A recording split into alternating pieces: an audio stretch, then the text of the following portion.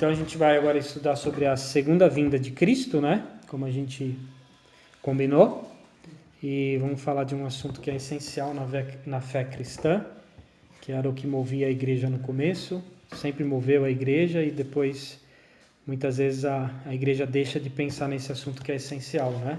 Então, para entender o contexto, do que quando a Bíblia fala de segunda vinda de Cristo, ele já veio uma vez, né? Como prometido ele veio, e agora ele prometeu vir de novo, né? A gente tem que tentar ver o contexto em que ele prometeu, como que ele prometeu e como que foi, né? Como que foi. Várias vezes ele promete, então isso vai ser uma sequência de estudos que a gente vai fazer em todas as vezes que ele tocou o assunto, as principais vezes, né? E a gente meditar, porque esse é um assunto essencial para a fé, né? Então vamos lá primeiro em Lucas 24.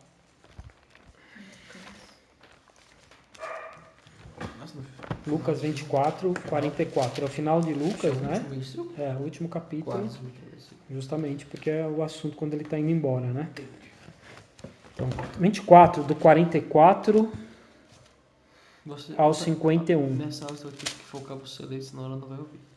44, 51? Vou ler. Mas, mãe, então, o problema é que não vai ouvir. E disse-lhes: Foi isso que eu lhes falei enquanto ainda estava com vocês.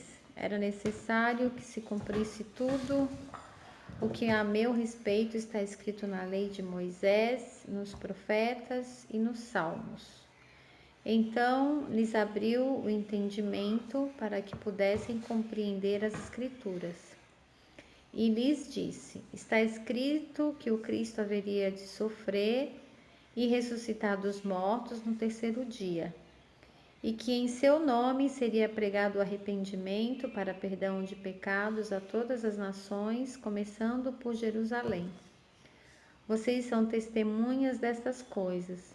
Eu lhes envio a promessa de meu Pai, mas fiquem na cidade até serem revestidos do poder do alto. Tendo-os levado até as proximidades de Betânia, Jesus ergueu as mãos e os abençoou. Estando ainda a abençoá-los, ele os deixou e foi elevado ao céu. Então eles o adoraram e voltaram para Jerusalém com grande alegria e permaneciam constantemente no templo, louvando a Deus. Então, você vê que a gente vai falar sobre alguns elementos, né, que são essenciais na fé. Algumas coisas que são essenciais para a nossa fé. E sem esses elementos, a gente sempre vai capengar de uma das pernas ou de vários sentidos, né? Então, ele está falando aqui tanto da ascensão de Cristo, né? E está falando da ascensão de Cristo, que ele foi embora, né? Então isso é essencial para a gente entender o contexto da segunda vinda, né? Que Jesus fala, a promessa é que ele virá depois de ter ido para o céu, né? Então, mas só para começar a falar do assunto, a gente vai ver então ele partindo primeiro, né? E aqui ele está falando o quê? Que no versículo 44, ele, depois de ter encontrado com eles e reaparecido, né? Durante vários dias, né? Após a ressurreição, ele encontra os 11, né? Sem Judas, né? Judas tinha morrido. Aí os 11, e aí ele fala no 44, né? Foi isso que eu lhes falei enquanto ainda estava com vocês.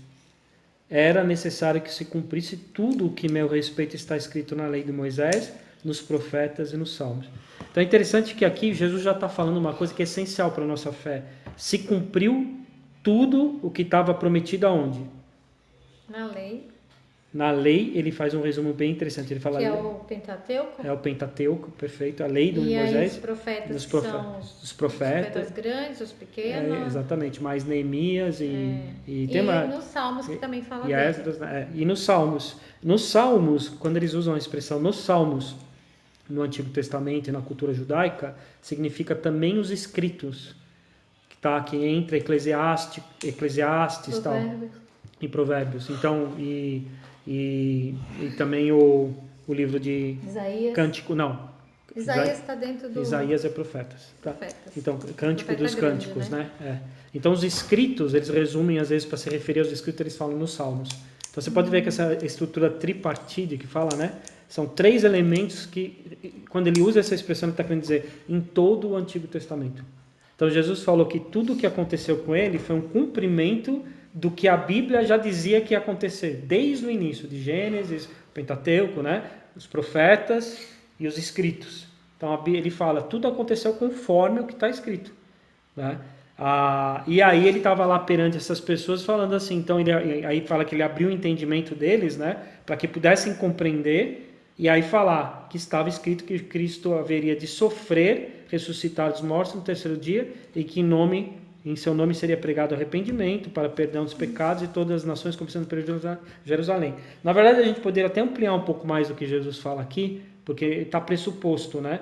Que está escrito que ele haveria de sofrer. Mas antes de sofrer, a Bíblia já previa o quê? Que um dia o Messias ia nascer. Concordo? Então ele resume a história. Mas no próprio AT, no Antigo Testamento, vou falar AT, que é mais fácil, no AT ele falava do quê? Que um dia ia haver um Messias que ia nascer em carne e osso. Vocês concordam? Então no Antigo Testamento já falava, onde que a gente pode falar que tinha profecias falando que Jesus nasceria? Isaías 6, principalmente, fala lá que da virgem surgiria, né? A virgem daria a luz, né? A gente pode falar, por exemplo, de Gênesis, né? Lembra que a gente leu que a cobra, que a mulher, o filho, a semente, né? Da mulher pisaria a cabeça da cobra. Então já está dizendo que era filho de mulher, era filho de carne e osso, era uma promessa que Jesus seria da raça humana, né? E depois Daniel fala que um homem, semelhante ao filho do homem, né? Então, semelhante ao homem, viria e receberia o governo e tal. Então, enfim, há muitas profecias.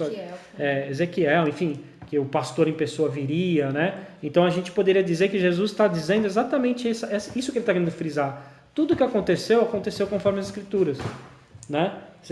A minha vinda, depois o ministério do Messias, a gente pode dizer que está previsto ou não na Bíblia. O ministério que eu digo, as ações, as palavras, tudo que ele ensinou nas parábolas, estava previsto na Bíblia ou não?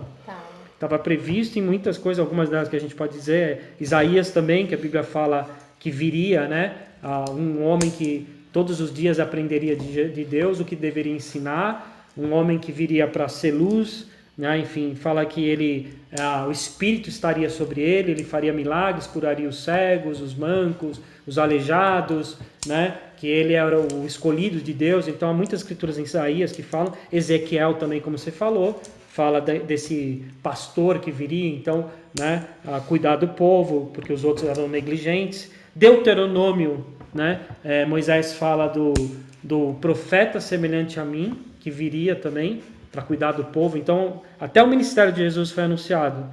Além de tudo, a Bíblia previa que o julgamento de Jesus, o justo, que seria condenado injustamente. Tá? Na Bíblia não está isso previsto. A Bíblia fala, me odiaram sem motivo, está em Salmo, em outras escrituras. E o sofrimento dele, arrancaram minha barba. Arrancaram minha barba, cuspiram. Salmo fala que ele seria cercado. A forma como ele iria morrer. Então, todo o sofrimento, o julgamento, né, está lá previsto. Né? A morte do Messias, Salmos fala que ele não me deixará decompor, né? Então fala que, quer dizer, ele vai... da ressurreição. E também fala da ressurreição. Ele fala que ele vai morrer, já fala que ele vai ressuscitar. Aí então prevê que ele vai para a sepultura, mas... que nenhum osso dele seria quebrado. Então tudo, imaginem isso. Jesus, quando está falando com ele, está falando, olha, estou abrindo a mente de vocês para vocês entenderem que tudo que nós passamos aqui... Na verdade, ele estava só cumprindo o que foi falado. Foi falado. Então o Messias seria aquele que cumpriria, né? O Filho de Deus, tudo isso. É que ele daria um nó em todos esses... Exatamente. E essas profecias cumpririam ao mesmo tempo. Cumpriria todos ao mesmo tempo. Quer dizer, já um matemático famoso aí, não lembro a referência, ele fez um cálculo da probabilidade de uma pessoa cumprir todas essas profecias. Uma só pessoa. Ele falou que é impossível, matematicamente, né? E outras profecias como veja, o rei de vocês está vindo num jumentinho, tudo isso, né? Então vai somando tudo que era para acontecer. E também, pelo que estou vendo, essas escrituras foram escritas por pessoas diferentes. Exatamente, não teriam como combinar. E elas combinaram. Exatamente. E elas levam uma pessoa só, isso é muito bizarro. Falam de uma só pessoa que cumpria tudo isso, então é impossível né? E E escreveram em épocas diferentes, exatamente. Pessoas em diferentes, tempos diferentes. lugares diferentes. Lugares e diferentes. separadamente, né? Porque hoje a gente está tudo junto, né? As escrituras. Mas nem sempre circulava Mas nem junto. sempre circulava Era junto. raro quem tinha todos os livros, como o Paulo fala, traga os livros para mim na cadeia. Provavelmente ele não tinha. Não, seus- eram principalmente os de couro, porque eram os mais caros, né? Então você reunir todos os livros, você tem uma biblioteca, a Bíblia não era colocada em formato de livrum. Único, né? Isso aqui é um livrum, que é uma tecnologia de colocar os pedaços de papel de uma maneira organizada, formando um cadernos. Eram e pergaminhos. Eram pergaminhos Eu enrolados. queria ver quando comecei a usar livro, mas eu ia ser legal. Então, Tem um museu da Bíblia exatamente. em Nova York. Você tem vontade de conhecer? Então, quer dizer, reunir... tem um museu que aqui, Aqui também vocês foram. Essas foram. A menor Bíblia do mundo. Ela tem o Pai Nosso em sei lá quantas línguas. Tem 20 línguas. O Pai Então, na Nosso em verdade, 20 você línguas. ter a Bíblia hoje é um milagre, né? Você pode dizer que é um milagre de Deus, né? Uhum. Agora, que interessante, exatamente. Agora é interessante você saber que tudo da vida de Jesus estava previsto. Cada aspecto, ministério, morte, nascimento, tá? Morte, ressurreição. Ministério, o próprio João Batista, né? A profeta que viria anunciá-lo. Que viria antes Que viria dele. Então tudo está previsto na Bíblia. Não tem nada que a palavra não teria prometido. E o último aspecto que me chamou muita atenção hoje, que eu nunca tinha prestado atenção, que ele fala que, inclusive, meu nome, olha só a partir do 46, ele disse, está escrito que o Cristo haveria de sofrer, ressuscitar dos mortos ao terceiro dia e que em seu nome seria pregado o arrependimento para o perdão dos pecados a todas as nações, começando por Jerusalém. Então a Bíblia já previa o ministério cristão. Ou seja, e que se cumpriu, né? E que se cumpriu, quer dizer... Porque a Bíblia foi pregada todas no as mundo nações, inteiro, então. em todas as nações. É mais um cumprimento. E que começou... Com Jerusalém. Em Jerusalém, que a gente assistiu a Cruzada ontem, né? O filme. Você assistiu a Cruzada e não me chamaram? Eu já assisti Cruzada acho que umas 5 vezes. Então. Mas vocês não me chamaram? Então, aí o objetivo, quer dizer, aqui o que eu quero só ressaltar, que até aquilo que nós vimos acontecer, né, olhando para a história para trás, né, e não aqui Jesus está falando que era o futuro, né, vocês vão pregar e nós sabemos que aconteceu, né, então cada aspecto, até o ministério cristão, Isaías já falava, né, onde está isso na Bíblia? A Bíblia fala que os judeus seriam a luz das nações, e de alguma maneira profunda, mais do que dizer, os judeus do passado, não, o Messias veio para os judeus e iluminou o mundo inteiro, né, ou mesmo Gênesis, quando fala para Abraão, por meio de você abençoarei todas as nações. Então Eu acho que eles só não imaginavam que seria da forma como foi. Como foi, exatamente. Eles, como diz, eles super produziram, né? O nascimento de Cristo. Não, super especularam. Super produziram como um rei poderoso. Eles super especularam. Eles acharam que ele ia ser montado num cavalo. Exatamente. Então eles estavam esperando com uma outra expectativa de guerreiro, né? De mas rei. não era o homem que nasceu numa manjedoura, no meio de uma família não rica, né? Embora de linhagem real, né? Que era a linhagem de Davi, né? Sim. O que eu ia perguntar? Você dividiu a aula em quantas partes? Não, a gente vai fazendo alguns temas. Hoje a gente vai falar só de alguns assuntos mais introdutórios, né? Você não chegou a... Entendi. Tá.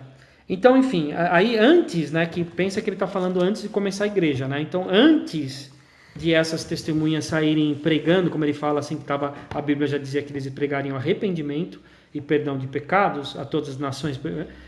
Aí ele fala o que no 48?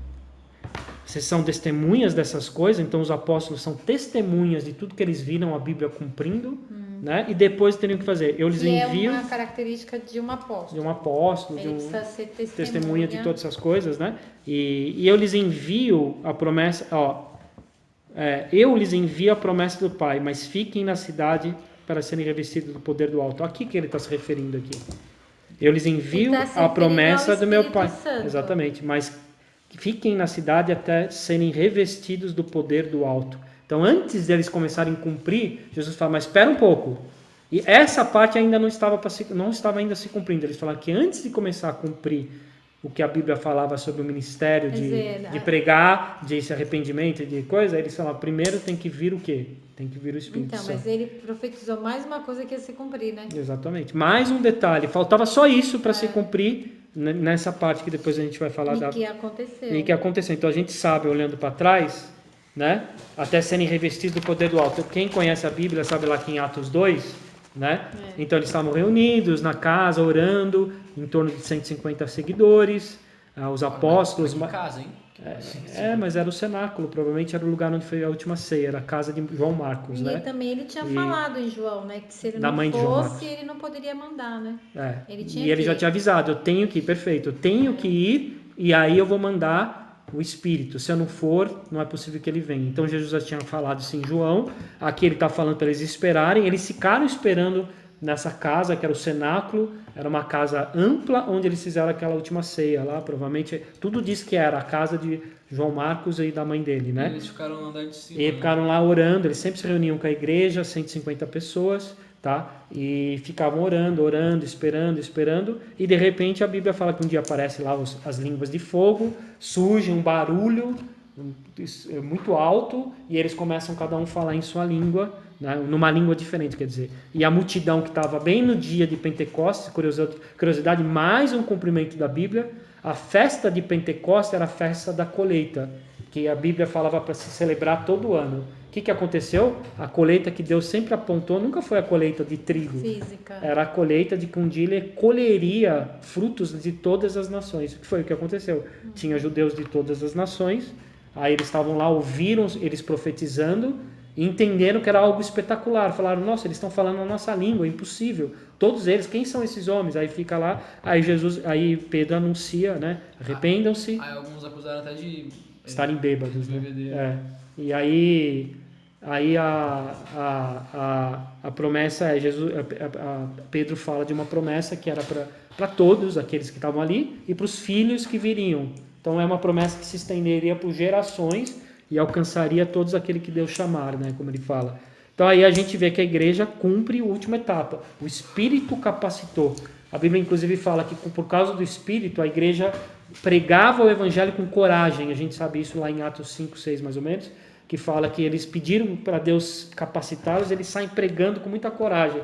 Então é a promessa que faltava, que Jesus falou, com o poder do alto, né? Então eles começam a pregar em todas as nações, né? Então vamos pensar agora, cumpriu-se tudo, né? Com exceção de uma coisa só, né? No versículo 50 a 51, ergueu a mão e os abençoou, né? E os deixou e foi levado ao céu, né? Então ele foi levado ao céu. Acabou a história aí? Não. Então vamos lá em Atos 1. O próprio Lucas, que escreveu o Evangelho de Lucas, claro, ele é o que escreveu o livro de Atos. Inclusive esses dois livros eram... ele também escreveu Atos? Ele escreveu Atos, eles circulavam juntos. Era Eu livro. achava que Atos quem tinha escrito era Paulo. Não, é Lucas e era só um volume, tá? O nome, o certo seria chamar livro de Lucas Atos, tá? Porque ele escreveu um atrás do outro e circulava na igreja os dois juntos, sempre circulou os dois juntos. Então nunca houve dúvida de que foi Lucas. Inclusive ele remete, né, agora Atos. Pedro não tem nenhum livro. Tem. Tem, o primeiro e segundo Pedro.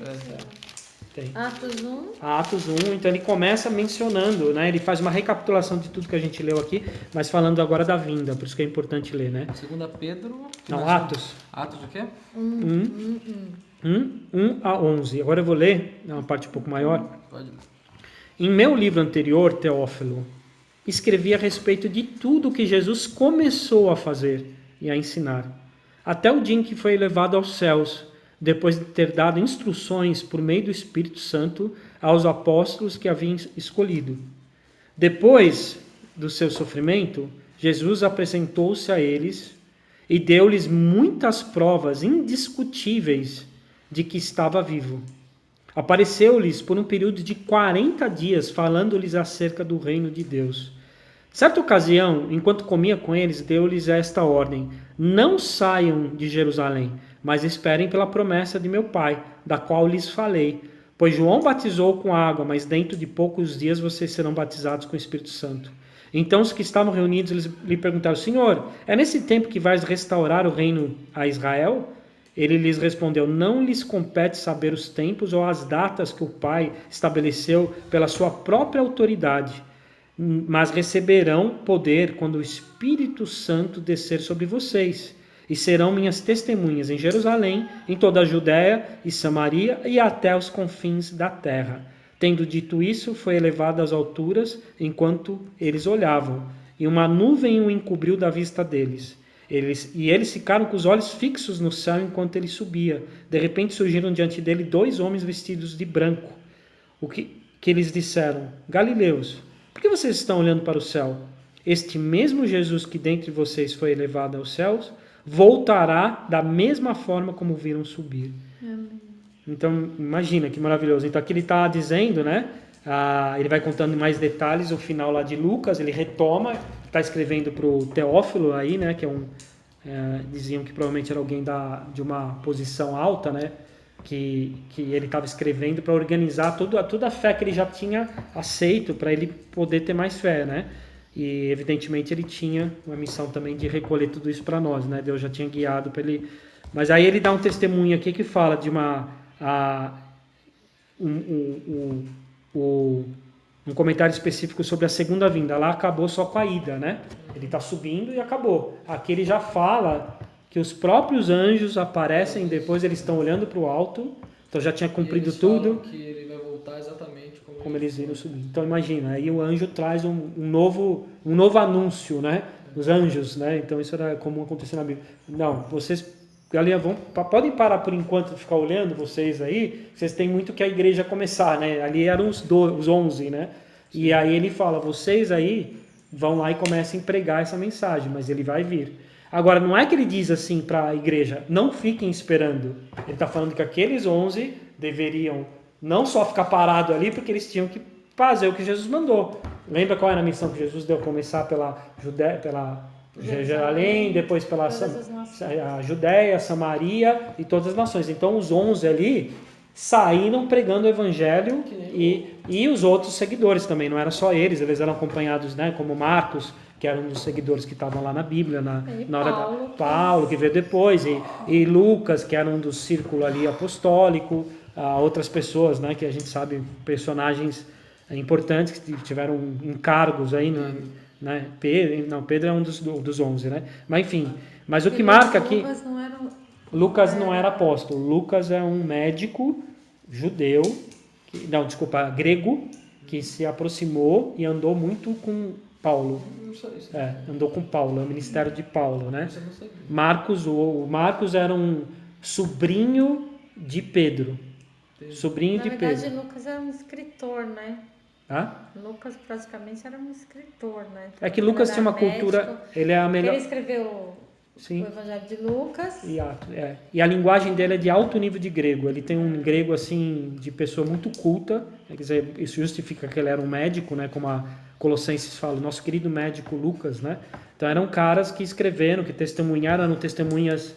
Ou que andaram com testemunhas oculares, tá? Lucas não estava lá, mas ele andou tanto com testemunhas oculares. Então ele andou também, conheceu Paulo e conheceu Pedro. Então ele conta que as pregações, ele estava ali toda hora com Paulo, né? Atos, tudo que ele vai contar aqui, ele fala em nós. Nós pegamos o navio, nós. Então ele mostra que ele estava no meio da missão. Ele não fala, Paulo pegou o navio. Algumas vezes ele fala, mas na maioria do tempo ele está falando, então nós saímos da ilha de Creta, nós. Então ele participou de tudo que Paulo pregava e falava. Então eram homens que foram convertidos e andaram com os apóstolos. Todo mundo que escreveu na Bíblia no Novo Testamento era do círculo apostólico. Andavam do lado de apóstolos. Tá? Então você pega até... Eram apóstolos e também pessoas que andavam com eles. Então aí se chama círculo apostólico. Então todo mundo que... Judas é irmão de Jesus e Tiago é irmão de Jesus. Então eles não são apóstolos, mas estiveram muito perto de Jesus. Né? Então... ainda bem que o telefone não depende disso, né? Acabou a força aqui. Meu celular não. O computador, tem que desligar ele, o celular tá dando curto. Não precisa, agora já desligou. Já desligou, para com isso. Enfim, vamos lá. Então, esse mesmo Jesus que dentre vocês foi levado aos céus, voltou da mesma forma que viram subindo. Então, vamos começar até aí. Então, agora vamos meditar junto sobre a importância das Escrituras se cumprindo. Se cumpriu tudo que a gente falou até aqui, Só não se cumpriu o quê, então? A volta. A volta. Só falta isso. Então, por que a gente deve ficar... Vamos refletir um pouco sobre isso, né? Qual é a base da nossa fé de que Jesus vai voltar?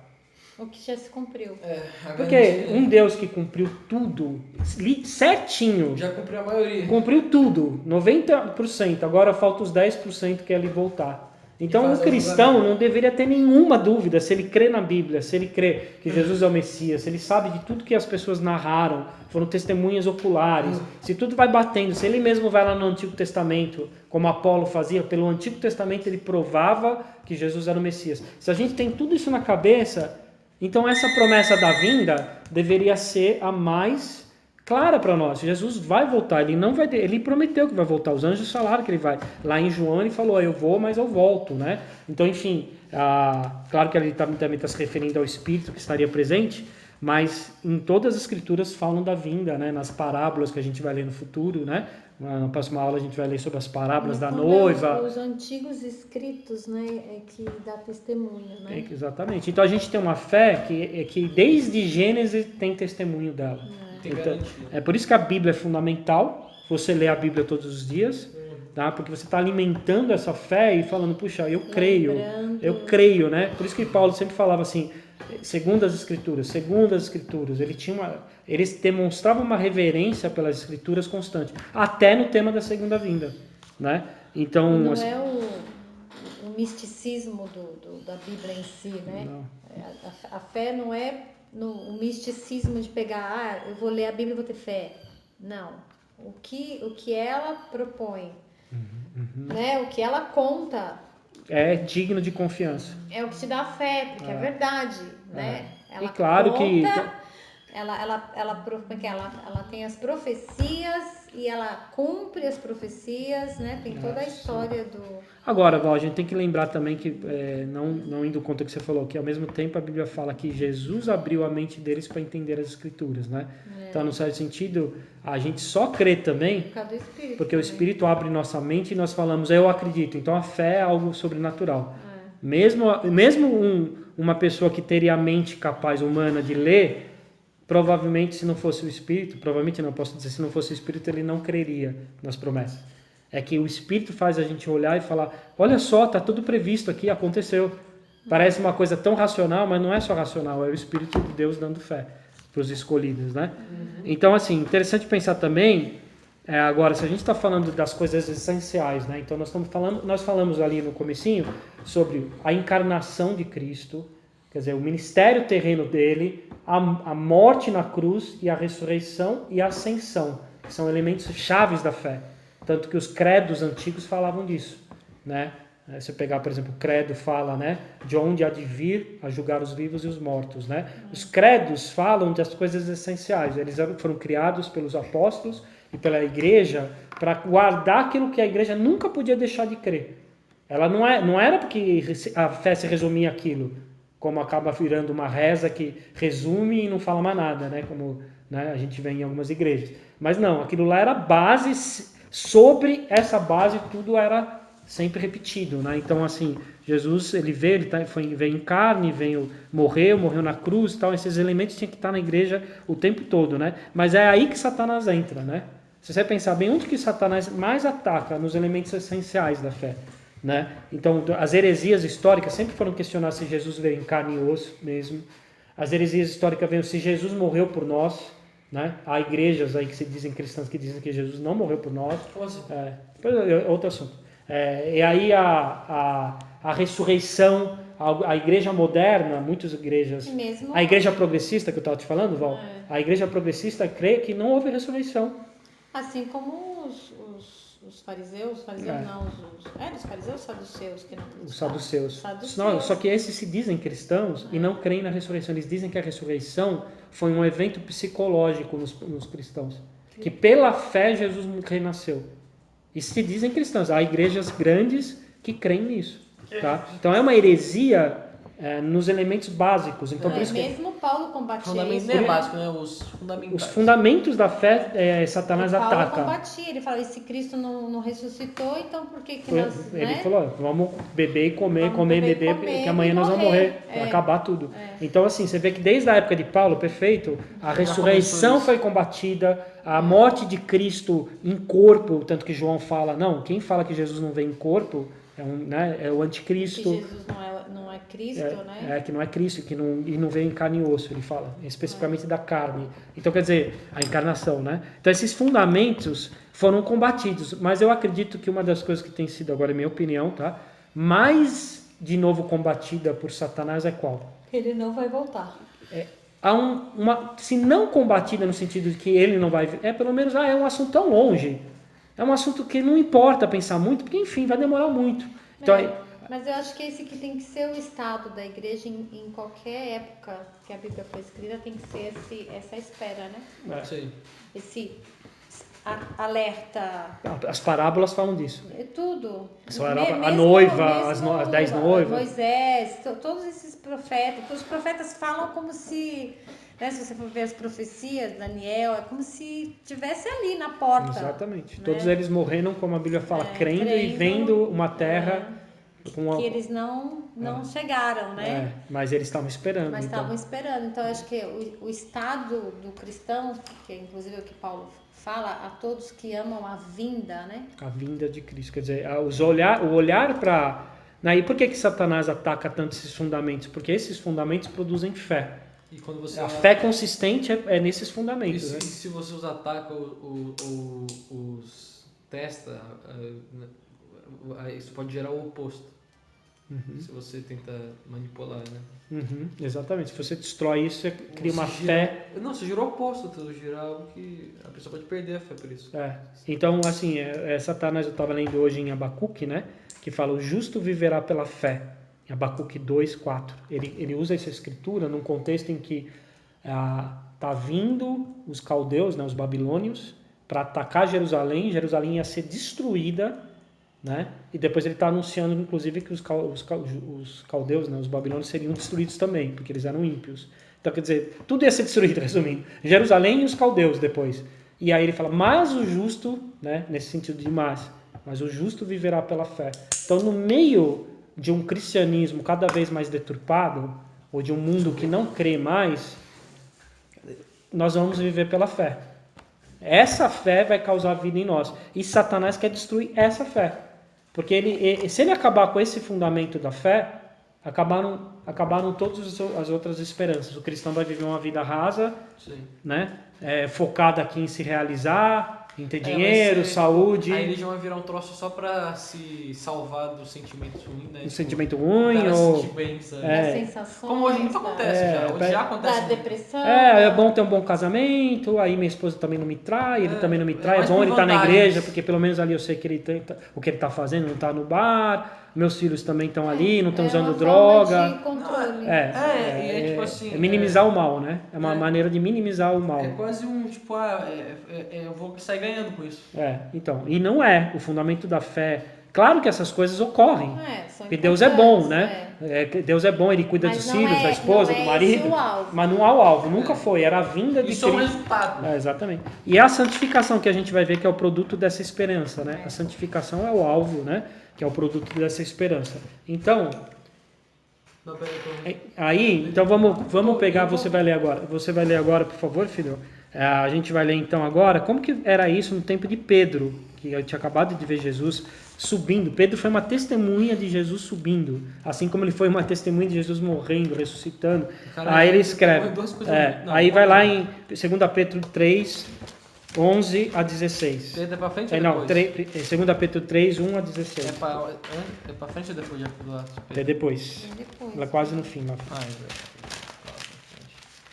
Segunda Pedro, né? 2 Pedro 1, 3, 1 a 16. 3, capítulo 3, você falou 3, 1 a 16. 3, 1 ao 16. Não quer dividir comigo, não? Vou ter que ler. Não, você vai ler todos. Se eu li um trechão, você vai ler. Mamãe também. 1 a 11, muito bem.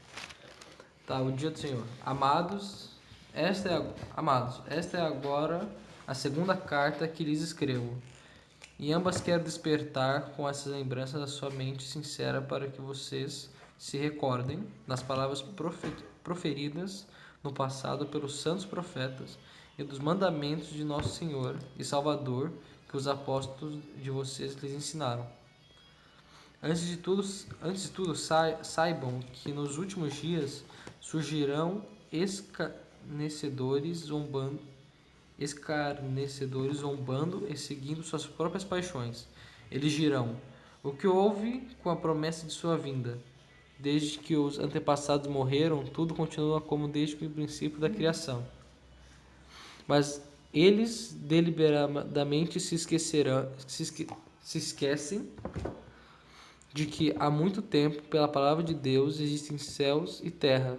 Esta está formado da água e pela... Filho, esta formada da água. Desculpa. E pela água. E pela água. E pela água, de novo. E pela água o mundo daquele tempo foi submerso e destruído. Pela mesma palavra, os céus e a terra que agora existem estão reservados para o fogo, aguardados para o dia do juízo e para a destruição dos ímpios. Não se esqueçam disto, amados. Para o Senhor, um dia é como 1000 anos, e 1000 anos como um dia. O Senhor não demora em cumprir a sua promessa, como julgam alguns.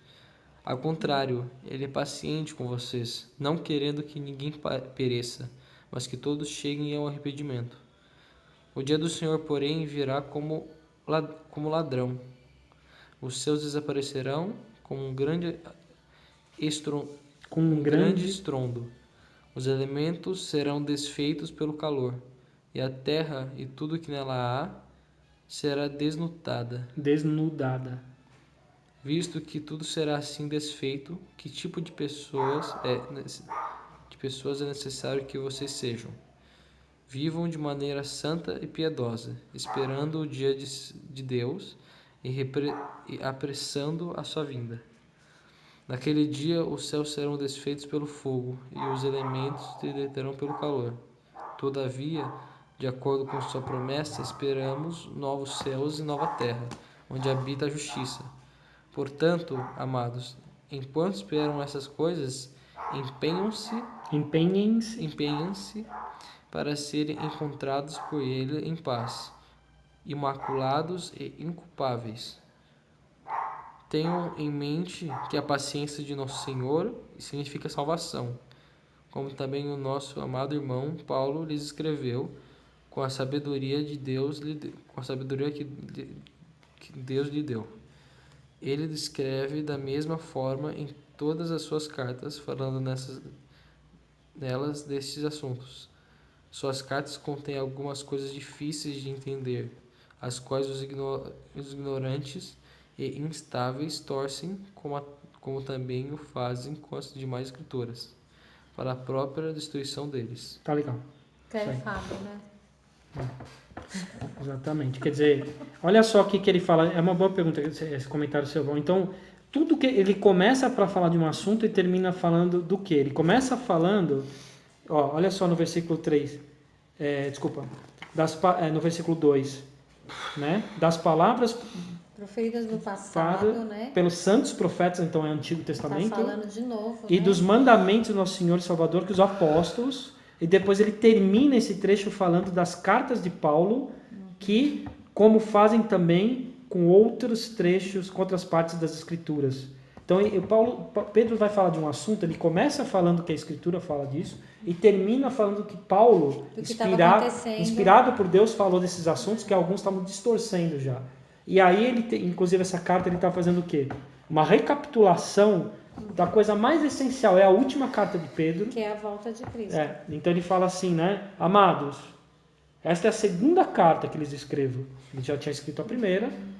Em ambas, quero despertar estas lembranças em sua mente sincera para que se recordem. Ele fala de lembrança e se recordar. Quer dizer, a vida cristã e a fé tem a ver com o quê? Você tem que estar sempre recordando do plano de salvação de Deus, né? Porque no fundo é um plano, né? É um plano. Mas olha só, então, De Gênesis a Apocalipse. o que é nós nos reunirmos para estudar a Bíblia? É Nós ficarmos relembramos. lembrando disso. Lembrando. né? Então tem uma... Porque a sua vida do cotidiano, Te faz né? esquecer. Seu trabalho, a família, as coisas da vida civil, Você quando esquece. você vê, você está totalmente mergulhado no mundo, né? Com os afazeres, com as preocupações, Com as conquistas. com as conquistas, com as alegrias, e aí você esquece disso que é o essencial, Exatamente. que Então, é o plano que Deus fez de salvação e que isso aqui vai queimar. Até o céu, você vê que louco que ele fala aqui? Você acaba esquecendo que isso aí, basicamente o que você tem aqui é meio fútil.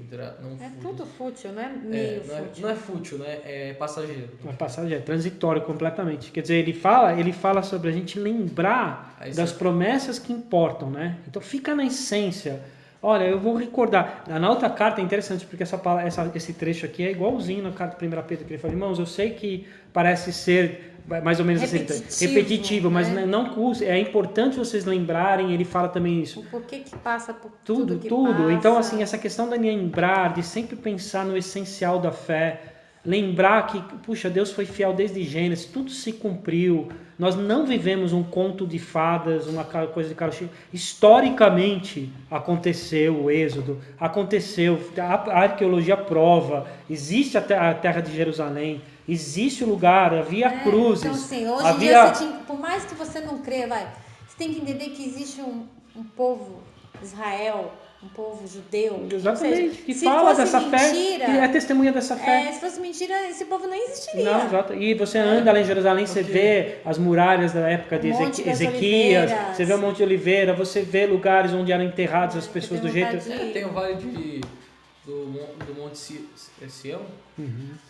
Tem o vale do Monte Sião. Que né? onde ele tá. Tem tudo. Então, assim, não que a nossa fé está lá na arqueologia, nisso, mas ela é importante. mas a gente saber que a nossa fé ela é feita de eventos históricos, Sim, não é que a apenas, gente fica lembrando e relembrando. Contos folclóricos de uma cultura. Ou uma coisa mística. Ou até folclóricos, tipo, contos da cultura dos judeus Isso. que veio pro mundo, entendeu? Um sábio deles teve uma visão que transmitiu coisas muito boas que vão fazer bem pra gente. Não foi sábios nesse sentido de esotérico, de revelação. Eles foram pessoas que foram inspiradas por Deus para escrever sobre eventos históricos. Sim. Que Deus organizou, como Lucas fala, eu estudei e estou pondo em ordem para você saber o que aconteceu no tempo de Cristo. Desde o início que ele começou a agir, e depois ele até fala da igreja, né? Que a igreja, tudo que a igreja, ele escreve Atos para dar um testemunho histórico. Olha só, eu estava lá, eu vi o navio de Paulo naufragando, eu estava lá presente, eu vi essas coisas, não é uma lenda. Então eles acharam arqueologia de todos os lugares onde Paulo cita na Bíblia, as placas estão lá, tem uma placa falando de Pôncio Pilatos, são personagens que existiram, então esses homens viveram na história. Quer dizer, você sempre teve que ir atrás da verdade, né? Exatamente. Sempre existiu. E aí no houve... meio disso existiam mentiras, né? Sim, e existem pessoas que negam a existência, né? Exatamente, como o Paulo está falando aqui. E eu não desconfio que existe, e eu não desconfio que exista pessoas que falam, os judeus no final, os judeus não existem. Sim. Deve ter um louco que fala isso, né? Então, enfim, aí Pedro está falando justamente de tudo. É isso aqui, ó. E olha só, ele começa esse último capítulo, né? Que é a grande maioria da carta, né? Boa parte da carta, né? O maior pedaço, um dos maiores pedaços da carta, que são 3 capítulos, né? Isso é um capítulo inteiro. Ele fala, antes de tudo, olha a ênfase que ele está dando. Antes de tudo, no versículo 3. 3, vê lá, filho. 3. Antes de tudo. Saibam que nos O que ele quer dizer com antes de tudo? Antes de qualquer outra coisa, saibam Que vai ter pessoas. vai ter nos últimos dias, surgirão escarnecedores. Escarnecedor, você sabe o que é, né, filho? Escarnecer é tirar barato. Escárnio? É tirar sarro. É falar, tá vendo, ô crente? Cadê o seu Deus? Que nem a novela fez lá com a imagem do crente, né? Então o mundo está escarnecendo, Satanás está por trás escarnecendo. É que o crente é alguém que... É o hipócrita, o crente. A imagem pública está sendo essa. Ou até tipo uma pessoa que parece ser boa, parece só. Mas o escarnecedor é o que faz que isso pareça mais ainda. Porque isso não é verdade. Tem muito crente fiel, tem muita crente honesto. Só que eles só vão pegar o pior exemplo para poder rir. Para falar, tá vendo como a minha, né, aquela minha pessoa lá escreveu, ó, tá vendo que a religião causa? As pessoas só apontam os seus erros. Então, assim, o escarnecedor é esse, o zombador, seguindo o que ele fala. Até porque, né, a Bíblia nunca negou que o joio e o trigo iam viver juntos. Vão viver junto, né? Mas ele fala, o que está no coração dessas pessoas no fundo? Eles estão seguindo o quê? Suas próprias paixões. Então, na verdade, toda vez que você vê um escarnecedor, não é uma coisa meramente intelectual. Ele tem alguma coisa de paixão dentro dele que é contestada pelos... pela fé. Então tem paixões que ele sabe contra, que é errado, aí é bem o que acontece hoje. A pessoa sabe que é errada, mas ela ama isso que ela faz. E aí ela vê alguém criticando, ela fica louca, ela não consegue aceitar. Ela sabe que a fé cristã vai contra as paixões dela, ou que fala que as paixões delas é tolice, que esse mundo vai acabar e ela deveria ter paixões maiores, né? Que é Deus, que é o amor a Deus, e que é fútil viver em torno de paixões tão passageiras, né? Paixões mundanas, e como as pessoas hoje em dia não sabem admitir que estão erradas, elas vão contra e elas atacam. Engraçado porque ele remete lá para Noé, né? Então, é interessante, é isso que eu ia falar agora. Quer dizer, aí, segundo... Primeiro que... Porque por mais que você fale, a história de Noé, o próprio arco-íris é a prova, né? Da história de Noé, vamos dizer assim. A Bíblia fala que é para lembrar, né? O arco-íris aparece no céu, gente. Por mais que você ache... É um efeito químico, sim. Sim. Mas Deus criou isso. Eu acho que como não assim, é um arco-íris no céu, é né? uma prova muito boa, mas eu acho que não é a melhor prova. Existem provas muito mais do que isso. Não, é que a Bíblia em Gênesis... Sim, eu sei. É que pode chegar porque ateu, você quis dar... Não, mas não é isso. A lógica é assim, mas Deus criou... Mas ainda que seja Deus criou químico, um céu... Ele aparece e que aparece, enfim, continua no mesmo ponto, né? Então, não é uma ótima coisa, mas não é um bom argumento para falar com um cara ateu que é extremamente... Não, o que eu tô querendo dizer, filho, é que a história de Noé... Sim, eu entendi. Ela é falada até hoje. Exato. Agora aqui, ele está falando aqui de pessoas que seguindo suas próprias paixões vão caçoar. Olha, interessante, só põe o dedinho aí, não tira de Pedro, tá? Põe um lápis aqui. Assim, eu vou ler, então, Romanos. Então você lembra Romanos. Vai lá, Romanos. Pra trás. Pra trás, você tá vendo pra Apocalipse. Romanos 1, olha só. Pra gente entender o que está por trás do escarnecimento. Né? Isso aqui é uma coisa muito importante pra gente pensar na nossa fé, não falando mal dos outros, tá, filho? Mas também falando de nós. Qual é o caminho de quando você começa a perder a fé? Qual que é? Esse aqui, ó. Pera aí. Romanos o quê? Romanos 1, 18. Eu tô perdendo Coríntios. Romanos o quê? 1, 18. Tá, daqui. Tá. Então eu vou ler. Portanto, a ira de Deus é revelada dos céus contra toda a impiedade e injustiça dos homens, que suprimem a verdade pela injustiça. Pois o que de Deus se pode conhecer é manifesto entre eles, porque Deus lhe manifestou. Então o que o homem faz ao longo da história? Deus manifesta a verdade. Manifesta mostrando. Mostra. Ele revela dos céus. Ele com a injustiça. Com a própria injustiça e impiedade, o homem faz o quê? A Bíblia usa o termo que eles suprimem a verdade pela injustiça. Então existe uma guerra espiritual, não é descrença. A gente não pode acreditar nessa lógica. Eu tenho dificuldade para crer. Não. Existe algo de impiedade e injustiça naquele que não crê. Toda fé pode ser por falta de leitura da Bíblia, sim, desconhecimento. Não estou falando que toda fé. Toda fé daquele que leu a Bíblia, conheceu a palavra e fala, eu não consigo crer nisso, acredite. É negação. É a negação do que ele está vendo. Não é, eu não tenho forças para isso. Não, Deus não daria essa incapacidade de crer se a fé é tão fundamental. Eu só acredito vendo. Aí ele vê, não acredito. Não é. A verdade é assim, existe uma negação, e eu estou usando isso aqui porque eu estou fazendo um diálogo com ele, seguindo suas próprias paixões, eles escarnecem, né? Então há paixões, e aqui a Bíblia fala que a impiedade e a injustiça dos homens que suprimem a verdade. Então, quando você começa a ter uma vida injusta, estou falando de cristãos agora, filho, eu e você, quando a gente começa a seguir nossas paixões, a nossa injustiça, a nossa impiedade, pouco a pouco a gente vai começar a fazer o quê com a Bíblia? Você é um cristão, você vai... não, pensando bem, essa parte não é bem assim, né? Você vai começar a esquecer de tudo. Por isso que Pedro fala, não esqueça. Começa a não fazer sentido, não. Na verdade, os fatos reais com o que a Bíblia diz. Como você está vivendo uma vida que não tem nada a ver com aquilo e você não quer mudar de vida, você está gostando daquela coisa que é paixão, né? Aí você começa a colocar a Bíblia em segundo plano e negar. E não aceitar tudo. Não aceitar tudo. Só aquilo que você consegue. Aquilo que você consegue, porque você não quer se santificar. Ou você também... Na verdade, é a negativa da santificação. Eu não quero. Ou você também muda a sua interpretação. Não é bem. Exatamente. Mas tudo é manipulação. Deus não precisa ser tão radical. Aqui fala de encobrir a verdade, né? De suprimir a verdade, quer dizer, manipulação. Suprimir a verdade é tentar esconder o sol com a peneira, né? Tentar dar um puxadinho lá, mas não é bem assim. Aí procurar livros. Eu li num livro lá que não é bem assim, que esse texto aí foi adulterado, que a Bíblia não é muito confiável. Quem começa a fazer isso, na verdade, nunca foi ler os textos que falam que é confiável. Só lê os que dizem que não é confiável. Quer dizer, eu procurei pra ver se é confiável. Aí o que ele perguntou, ele procurou, tipo...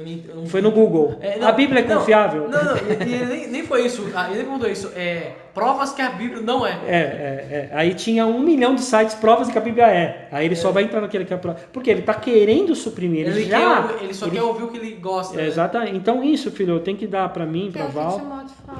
Que nos últimos tempos eles vão ouvir aquilo que eles querem ouvir. Eles querem ouvir. Então, na verdade... Eu acho que a gente só vai ouvir o que ele quer ouvir. A gente está nessa geração. Exatamente. Então aqui, tá vendo? Fala aqui, ele fala com canta, volta lá para Pedro, né? Ele está falando dos escarnecedores que vão dizer, o que houve com a promessa da vinda, no versículo 4? Desde que os antepassados morreram, tudo continua como desde o princípio da criação. Que não prova nada. Eu acho que às vezes a gente fala dos escarnecedores, mas... você pode ser um escarnecedor. Sim, a gente vai até ver que a igreja se tornou. Você mesmo. Pode vir uma voz, né? Tá demorando, será que... será que vai vir mesmo? Exatamente. Não, dentro de nós há descrença, porque nós somos pecadores. Calvino fala isso. O problema que eu acho que o cristão esquece é que ele é uma fábrica de ídolos, o coração dele. Ele é pecador não porque ele comete pecados. Isso é um engano do cristianismo. Eu não sou pecador porque eu cometo pecado. Eu sou pecador. Peca porque você é pecador. Você peca porque você é pecador, é o contrário. Né? Então eu tenho uma essência pecadora. Então, no fundo, Calvino falava. Isso é muito sutil, né? Eu sou pecador porque eu peco. Não. Você peca porque é pecador. Você é pecador. Porque você tem algo dentro de você, desde a queda do Adão e Eva, que odeia Deus, que quer esconder Deus, que quer... A cobra falou para a mulher, mas foi isso mesmo que ele disse, ela também já acrescentou uma coisa que não tinha ali, não era nem para tocar na fruta, não tinha, ela começa a criar toda uma maneira própria de ver a Bíblia, e aí tropeça, cai na queda, a partir daí o homem foge de Deus. Que no fundo é uma rebeldia mesmo. É uma rebeldia. Então o homem foge e vive em rebeldia contra Deus. Não foi só ali no Éden. Nós fugimos de Deus, nós queremos se esconder de Deus. E no fundo nós odiamos Deus. E a gente não concorda muito com ele, né? A gente no fundo queria que fosse do jeito que a gente acha que é melhor. Se eu fosse Deus, eu faria melhor. Diferente. Mas já que ele fez assim, vamos lá. Mas essa rebeldia, Calvino era muito realista, os puritanos também, que era assim, nós temos isso dentro de nós. É com isso que nós lidamos. Nós lidamos com a nossa própria natureza pecadora. Mas, Tiago promete, mas a graça é maior. Porque apesar de termos tanta maldade, potencial de matar, como ele fala em Tiago, a graça de Deus é maior. Ela tem a obra dela. Ela tem a obra que ela, mesmo pegando seres maus como nós, ela consegue nos fazer louvar a Deus de coração. Quando a gente está cantando aqui, a gente estava cantando hoje, a gente consegue louvar a Deus e amar, e até se emocionar com Deus. Então não é que também a gente vai viver num eterno ódio a Deus, não. A gente tem momentos de muito amor a Deus, de louvor, de amar os cristãos, querer amar, mas tem hora que a gente quer ficar sozinho só pensando em nós. Quer dizer, nós somos essa ambiguidade, né? Só que numa dessas fraquezas, se Satanás entra, ele vai tornar você sentar na roda dos zombadores e ficar zombando junto, como a gente viu muitos cristãos fiéis, estão lá hoje em dia na internet mandando posts contra a fé, contra tudo, porque eles estão lá sentados com esses escarnecedores, né? Foram se aproximando pouco a pouco e gostou do ambiente de tirar um barato de Deus, né? E já se perderam a fé completamente. Então, pode acontecer comigo e com qualquer um, eu acredito isso. né? Então, mas eles deliberadamente, continuando aqui, ó, continua como eles deliberadamente se esquecem. Olha de novo aqui. Eles deliberadamente significa o quê, filho? Eles deliberadamente se esquecem de que há muito tempo, pela palavra de Deus, existem céus e terra.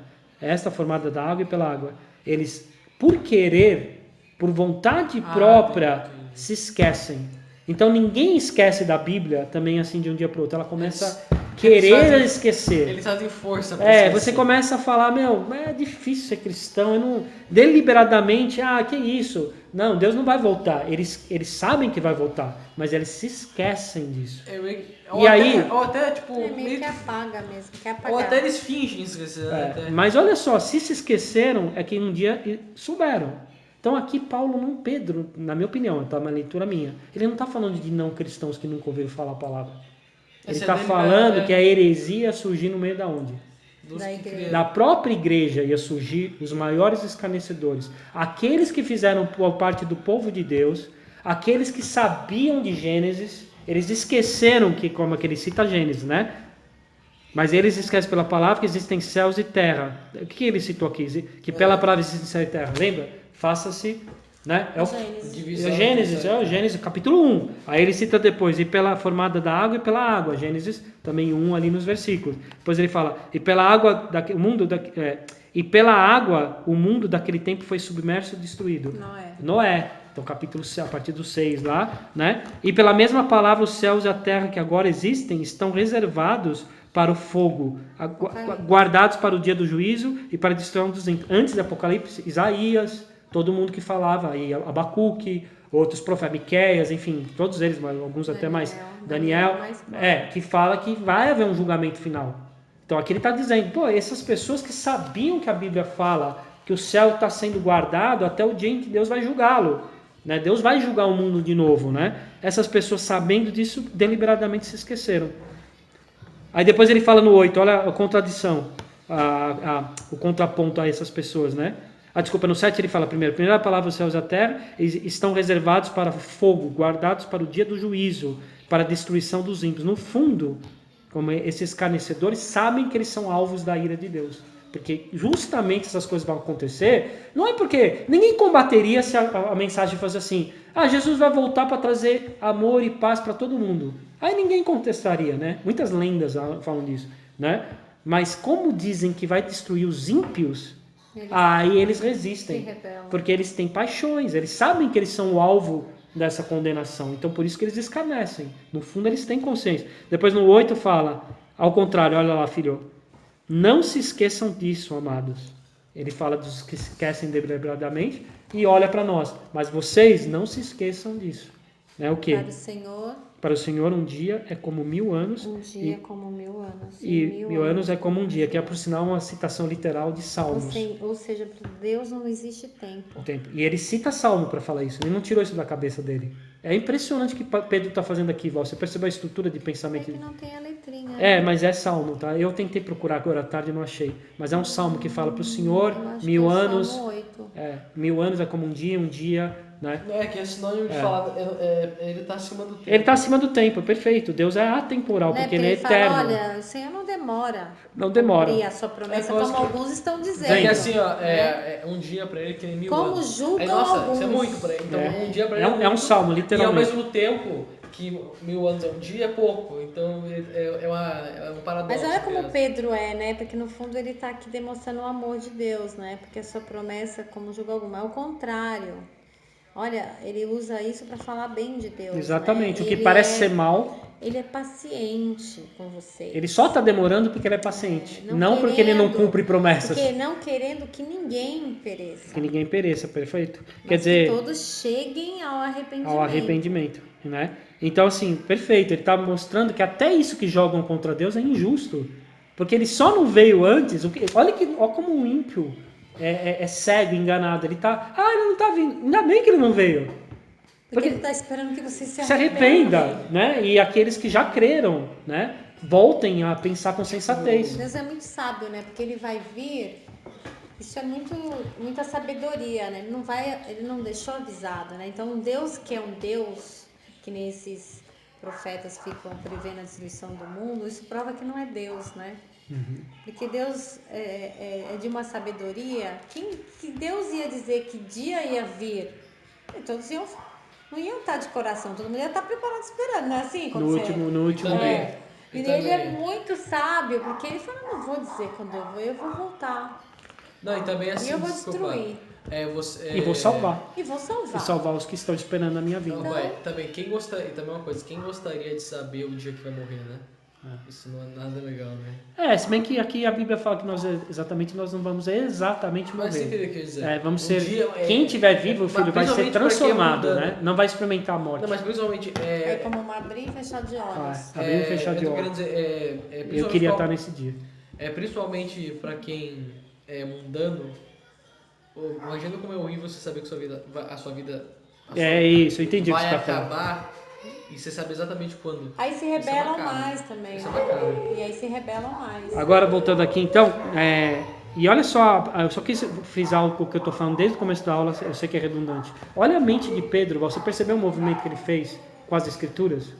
Ele, para falar das profecias, ele fala dos santos profetas, dos apóstolos, depois ele cita Gênesis, depois ele vai um pouquinho mais para frente, ele cita Salmos, e depois ele está falando... Paulo. E depois cita Paulo. Então, é como se Pedro, quando ele vai raciocinar, ele que é um apóstolo, ele sempre pensa, você vê o olhar dele pegando Gênesis, ele fica sempre olhando para Gênesis até Paulo. Ele sempre está olhando para a palavra de Deus, mesmo inspirado por louco, Deus. Né? Porque foi Jesus que deu esse entendimento para ele. Porque lá quando ele foi embora, ele falou... Quando eles estavam lá com ele aprendeu com Jesus. Os 10 lá e Jesus, o que Jesus fez? Abriu a mente deles para entender a Escritura. Entendimento. Ele fez o mesmo movimento que Jesus, entendeu? Isso que eu quero mostrar. Quando ele está falando da vinda, é como se ele estivesse falando, aquele dia que Jesus foi embora, ele nos mostrou na Escritura. Agora que ele está voltando, eu quero que vocês pensem nas Escrituras também. Ele está fundamentando a volta de Cristo na Bíblia. Ele cita literalmente a Bíblia, né? Então, isso é maravilhoso, né? Agora, só terminando aqui, versículo 10. Eu queria avisar aqui. Tá. O dia do Senhor, porém, virá como ladrão. Os céus desaparecerão. Ele fala ladrão no sentido de do nada, né? Tipo, sem avisar. Nesse sentido. O ladrão nunca avisa quando entra na casa. Senão não é ladrão, né? Ele vem sem avisar. Ele vem sem avisar. Então vai vir de repente. Você vai estar um dia... Tipo, eu tô lá... Preparado ou não. O cara tá jogando assim... Preparado ou não. O cara tá jogando lá... Por isso que nós devemos andar como? Né? Então essa é a questão que ele coloca aqui. Né? Então, continuando aqui, né, filho? O dia do Senhor, porém, virá como ladrão. Os céus desaparecerão com um grande estrondo. Os elementos serão desfeitos pelo calor, e a terra e tudo que nela há será desnudado. Visto que tudo será assim desfeito, que tipo de pessoas é necessário que vocês sejam? Vivam de maneira santa e piedosa, esperando o dia de Deus e apressando a sua vinda. Naquele dia os céus serão desfeitos pelo fogo, e os elementos se derreterão pelo calor. Todavia, de acordo com a sua promessa, esperamos novos céus e nova terra, onde habita a justiça. E olha que louco. Aí, ao mesmo tempo que ele fala que ele não volta por causa que ele tem piedade, né? Tem uma parte que ele fala que ele tem piedade de paciência. E ao mesmo tempo ele fala, para quem já está crendo, peça para que ele volte rápido. Exatamente, é um desejo, exatamente. Então aqui está uma oposição, o Daniel pensou bem, há uma oposição entre os que estão crendo e os que não estão crendo o tempo todo no texto, né? Para quem está crendo, a vinda dele é o quê? É uma promessa. Você quer mais que ele venha logo. Que mesmo, se apressa, queira, deseja. E apressando a sua vinda. Apressando, olha lá a nota de rodapé, ó. Olha a nota de rodapé. Tem vendo que tem um F pequenininho aí, filho? Olha lá, leia na nota de rodapé. É uma variante textual. F. Eu achei um R. Não tem um F, filho, tem não sim. tem. Aguardando com ansiedade. Não, é R. Tá bom, aqui na minha tá F, depende da. O aguardando com ansiedade a vinda do dia. O apressando pode ser traduzido como aguardando. O meu é letra D. Nossa. As edições.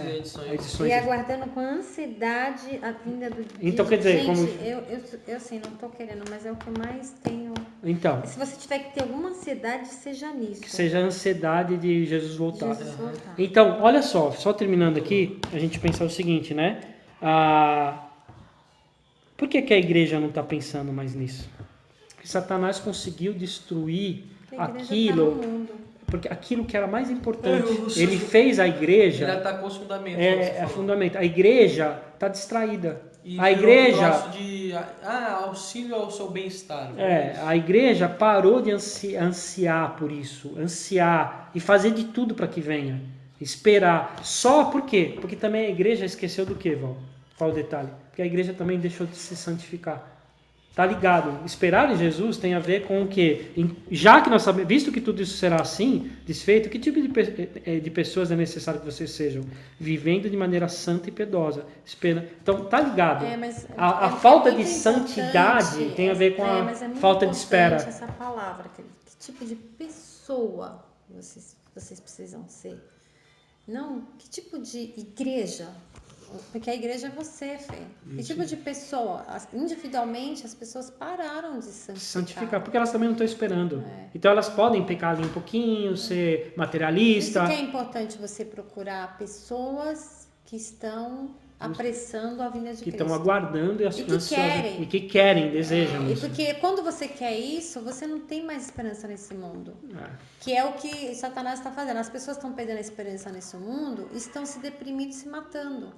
E o que elas deveriam esse mundo não tem esperança, então eu tenho que pensar em coisas espirituais. E com alegria, e com desejo. Ou até pior, o que está acontecendo. Porque... Aí o pior que está acontecendo é que os cristãos estão se deprimindo. Por quê?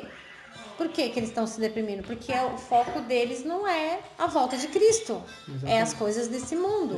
Exatamente. É a realização da vida pessoal. É o ter dinheiro, é a casa, é o carro. Então, lógico que isso vai te deprimir. Exatamente. Porque E outra coisa... deprime até quem tem. E eles esquecem o que também? Tenham em mente que a paciência do Senhor significa salvação. Né? Que Deus está tendo paciência com esses cristãos, comigo, com você. Mas é paciência. Significa que a gente está no prazo do quê? Nós estamos naquele prazo dado pelo juiz a mais, literalmente. Os descontos. Nós estamos na fase dos descontos.